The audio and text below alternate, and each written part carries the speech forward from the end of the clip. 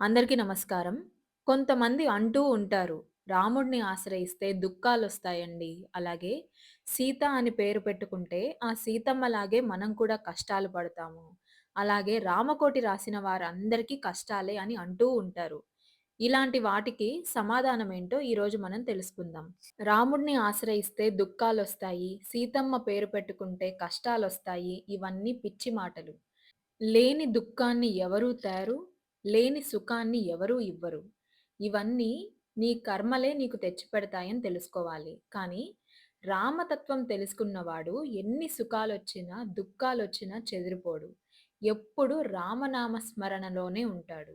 ఒకసారి పార్వతీదేవి పరమేశ్వరుడిని విష్ణు సహస్రనామ స్తోత్రానికి కాస్త సూక్ష్మమైన మార్గం చెప్పాలని శివుడిని కోరుకుంది. అప్పుడు దానికి పరమేశ్వరుడు, "ఓ పార్వతి, నేను నిరంతరం ఆ ఫలితం కోసం జపించేది ఇదే సుమా" అంటూ ఈ శ్లోకాన్ని చెబుతారు. అదేంటంటే, శ్రీరామ రామ రామేతి రమే రామే మనోరమే సహస్రనామ తత్తుల్యం రామనామ వరాననే. ఈ శ్లోకాన్ని 3 సార్లు స్మరిస్తే విష్ణు సహస్రనామ పారాయణ ఫలితమే కాకుండా శివ సహస్రనామ పారాయణ ఫలితం కూడా లభిస్తుందని పార్వతీదేవితో పరమేశ్వరుడు చెబుతాడు. అలాంటి కౌసల్యాపుత్రుడైన శ్రీరాముడిని స్మరించడం వల్ల కష్టాలు రావు, సీతమ్మ తల్లి పేరు పెట్టుకున్నంత మాత్రాన కష్టాలు రావు, రామకోటి రాస్తే కష్టాలు రావు.